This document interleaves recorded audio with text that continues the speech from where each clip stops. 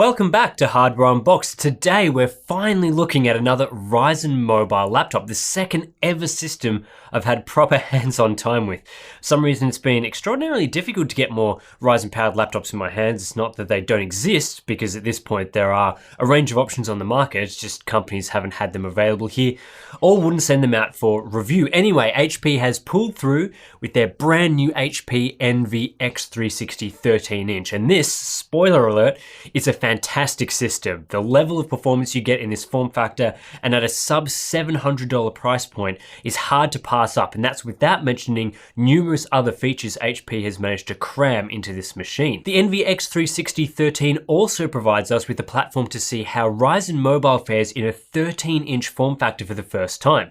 When I initially reviewed Ryzen mobile in the 15-inch Envy x360, which is actually back over there, it was good, but I thought the real strength of this APU would be in ultra-compact notebooks pitted directly against Intel Kaby Lake refresh systems without discrete graphics. After all, we know how disappointing Intel's integrated graphics is, so to get an APU with a more powerful GPU in the same form factor is a very attractive proposition, and I'll talk a bit more about the performance later on.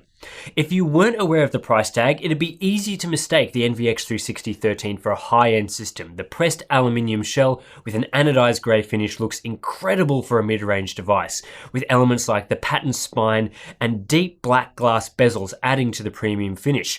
The newer HP logo on the lid, combined with expansive slabs of metal and relatively few seams or changes in materials, delivers a minimalist design that I love.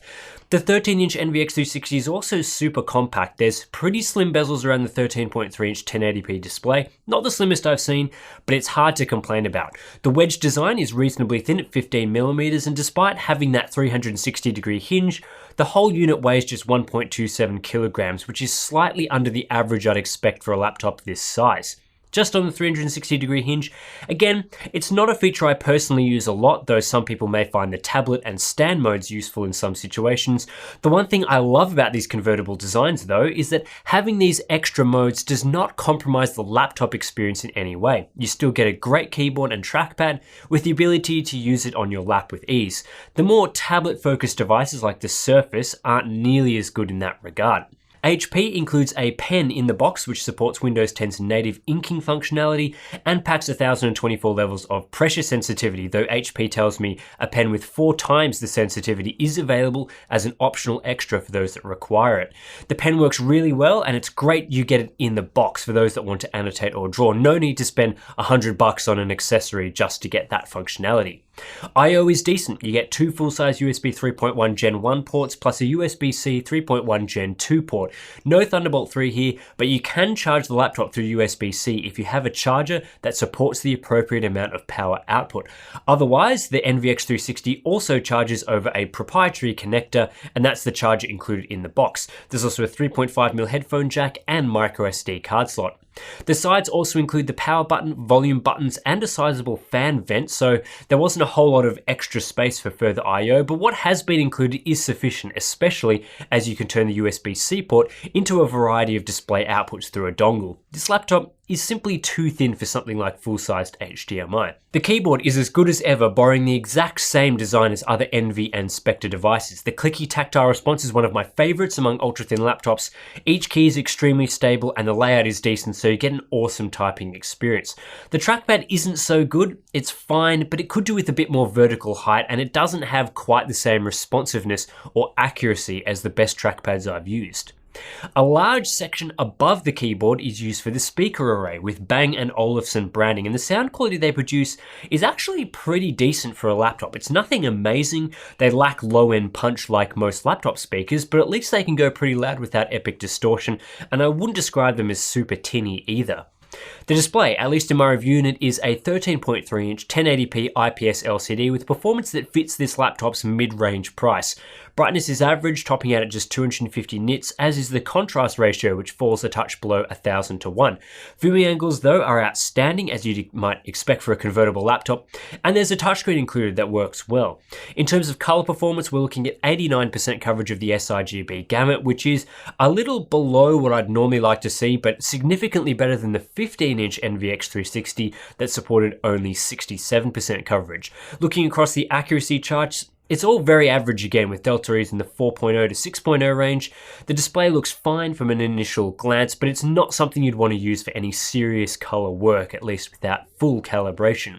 Let's talk about performance, and once again I'll be mostly going through how the HP Envy x360 13 performs in a summarized way, because I've already covered the Ryzen 5 2500U in detail a fair while ago, and those results are still perfectly valid. And yes, the Envy x360 13 unit I was sent packed the Ryzen 5 2500U. Also available is the Ryzen 7 2700U if you want slightly higher CPU clocks and a decent amount more GPU performance, while on the lower end you can get the Ryzen 3 2300U, although I'd recommend sticking with at least the Ryzen 5 to get a decent GPU. There's also 8GB of DDR4 as standard and a 256GB SSD, although those parts are upgradable if you like. Strangely, HP only offers a 16GB RAM upgrade with the Ryzen 5 SKU, not Ryzen 7, and a 4K screen is also an optional extra, although I'd stick to 1080p for performance and battery life reasons. The main difference between the Ryzen 5 2500U in the 13-inch Envy x360 and the one used in the 15-inch Envy x360 I used for my original Ryzen 5 2500U testing is the power configuration. The 15-inch model with more room for cooling uses a 25-watt config, whereas the 13-inch I'm reviewing today uses the standard 15-watt config. While the chip and its specs is identical, this TDP difference governs how power is split between the CPU and the GPU, as well as what levels of boost clocks can be sustained and for how long. So naturally there's going to be a performance difference when going from 25 watts down to 15 watts. The good news is that when you compare the two configurations, the performance difference is only significant in a few types of workloads. In shorter, mostly CPU-bound tasks like Cinebench, Excel, 7-zip, and PCMark, there is very little performance difference, either within the margin of error or reduced by a single-digit amount. Considering we're talking about a 40% reduction in TDP, and most everyday tasks are these shorter CPU-bound type things, that's a great result for the 15-watt configuration of Ryzen 5 Mobile. Where the 2500U does take a hit is in longer workloads, specifically things like video encoding. Handbrake, for example, is 27% slower in a test that takes over 2 hours to complete. Blender is another benchmark that sees around that 27 to 28% hit, which again isn't quite as large as the 40% cut to power. The other area that gets impacted is GPU performance, and it's there you'll see reductions by around 30 to 35%, even in shorter loads.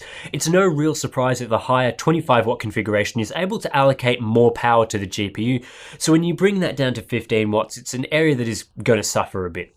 Discussing the 15-watt versus 25-watt configurations is, just for interest's sake really, is the main comparison is between the Ryzen 5 2500U and the Intel Core i5 8250U, the latter of which is found in competing systems around this price. And here, Ryzen is quite competitive depending on the workload, particularly in tasks that utilize the GPU. In Cinebench R15, the Ryzen 5 2500U takes a strong 21% lead, and there were also handy wins in 7-zip decompression and our Premiere non-Lumetri test.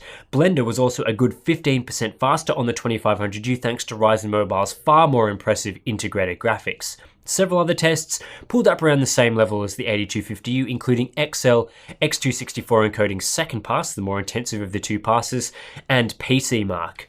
The two major losses shouldn't come as a surprise. Handbrake uses AVX instructions for encoding x265 videos, and Ryzen is well known to have weaker AVX performance compared to equivalent Intel parts, hence why it falls 28% behind.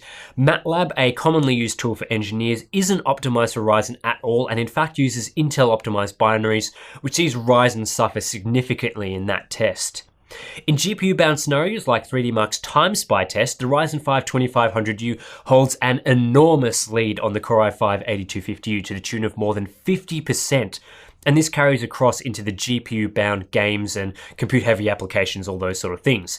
There is no doubt whatsoever that the Ryzen 5 2500U is far superior to the Core i5 8250U in graphics, and in some cases like Fortnite, it's actually possible to play the game comfortably on the 2500U, where the 8250U is really not fast enough.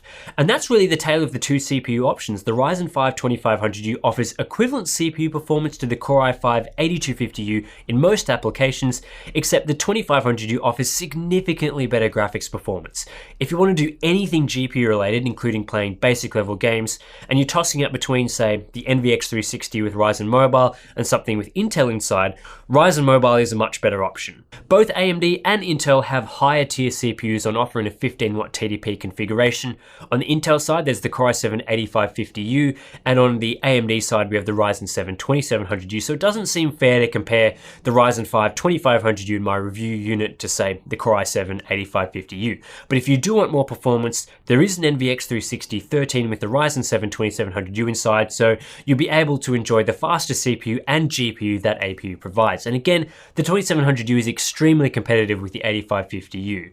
There is one other laptop configuration I want to mention, and that's the Core i7-8550U paired up with NVIDIA's GeForce MX150 1D12, a combo we've started to see in 13-inch notebooks recently to provide a decent GPU in Intel-powered systems to replace their mediocre integrated GPU. The MX150 1D12 is a fair bit faster than the GPU in the Ryzen 5 2500U, but the 2700U certainly gives it a run for its money. Also, the MX150 plus 8550U combo requires more power than Ryzen Mobile, so that's something to keep in mind for those that run workloads on a battery.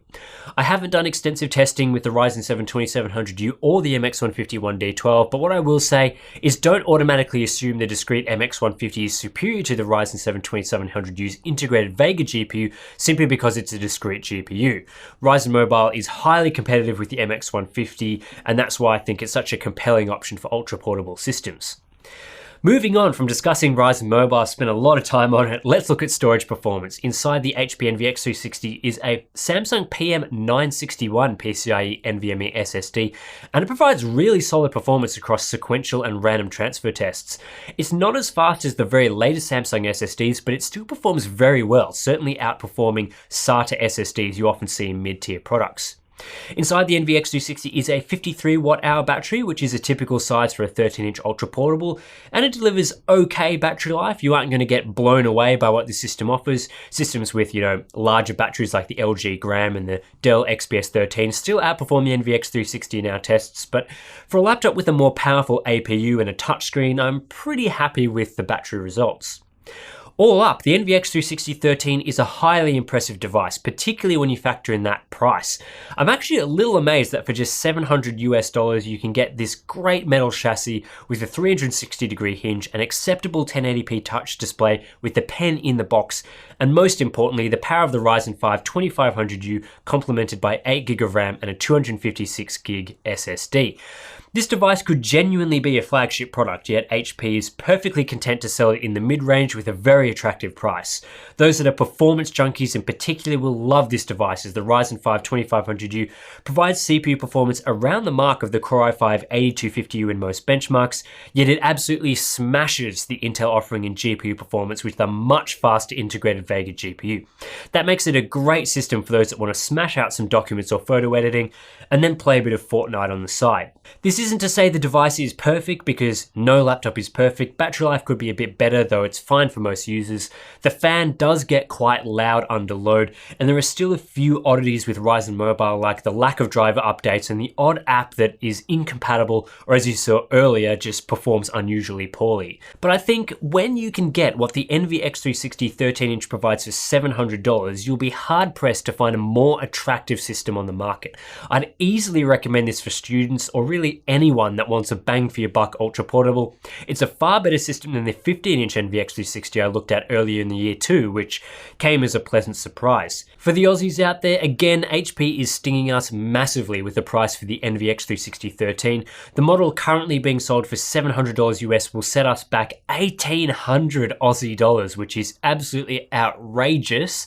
Most consumer electronics here do have some sort of Australia tax. I'm sure you all know about that, but I would love to hear HP's justification for why the unit has more than $700 worth of tax on top of the US price plus GST when converted. This laptop would be an elite option at $1,200 here, but $1,800, that's just unfair on Aussies. But that's it for this review of the HP Envy x360 13-inch. If you're interested in picking up one of these laptops and you're in the US where the price actually makes sense, check out the links in the description below as always. Consider supporting us on Patreon if you like what we do, and you can also get access to our exclusive Discord chat and behind the scenes videos there. And as always, I'll catch you in the next one.